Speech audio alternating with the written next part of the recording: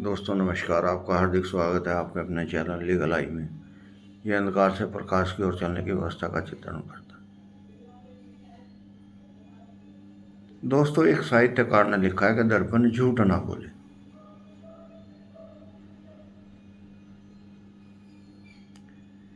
क्या इस शब्द को हम साइंटिफिक और आध्यात्मिक दोनों दृष्टिकोण से कंपेयर कर सकते हैं? हाँ।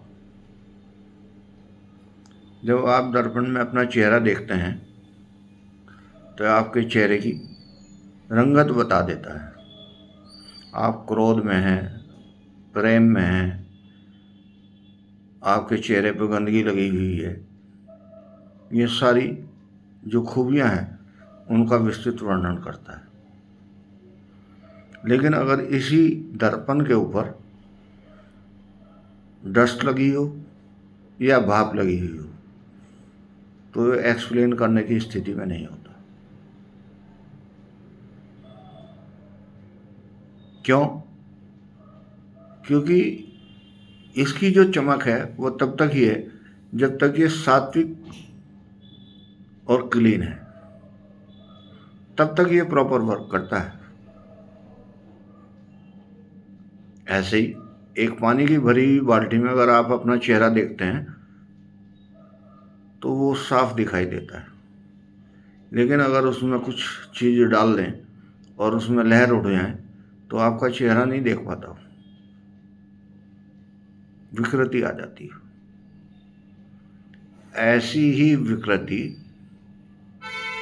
आदमी के मन में आती है, उसको हम आध्यात्मिक दृष्टिकोण से देख सकते हैं। जब आदमी के मन में विकृति आ जाती है तो रिजिड हो जाता है, उसका चेहरा दर्पण में उसकी जब असलियत बताता है तो पता लगता है कि वो क्रूर हो चुका है। लेकिन अगर वो सही दिखाए और आप करुणा में हो तो आपका चेहरा सुंदर दिखाई देता है। जब हमारे ऋषि मुनियों ने इस बात को महसूस किया कि दर्पण के ऊपर डस्ट या भाप आने से हमारी विकृति बन जाती है चेहरे की, तो इसकी अच्छी कृति बनाने के लिए क्या करें?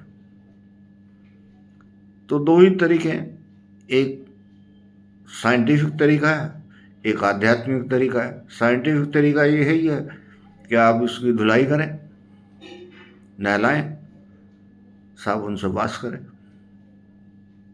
लेकिन आध्यात्मिक तरीका तो बिल्कुल अलग है। आध्यात्मिक में तो जब तक इसके अंदर ग्लोरी पैदा नहीं होगी, करुणा पैदा नहीं होगी, तब तक ये साफ नहीं होगा। क्योंकि अंदर के जो चैनल हैं उनमें आप पानी का इस्तेमाल नहीं कर सकते। उनमें तो प्रकृति ने पहले ही एक रस बना दिया जिसको करुणा कहते हैं। उसकी बहुत थोड़ी सी मात्रा पूरे शरीर की अंदर से सफाई कर देती है। लेकिन वो आएगी कैसे? निशाने विषय ये भी है। तो करुणा तो तभी आएगी जब आप करुणामय होंगे, सबसे प्रेम करेंगे, सबका आदर सत्कार करेंगे, तब आपके जीवन में एक नई घटना घटेगी जिसे हम करुणा कहते हैं। आप भाव विभोर हो जाएंगे। भाव विभोर हो जाएंगे तो आपकी जठर रस ग्रंथियाँ प्रॉपर काम करना शुरू कर देंगी।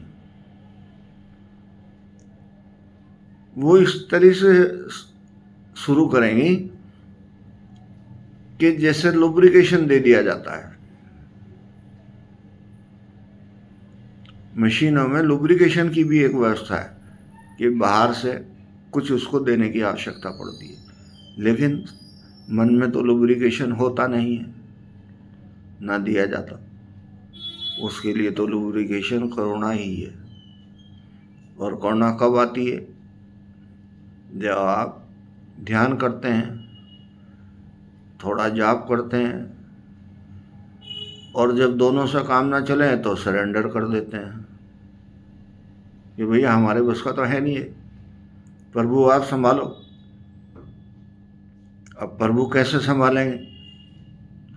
उनके दूत सूक्ष्म जगत में घूम रहे हैं,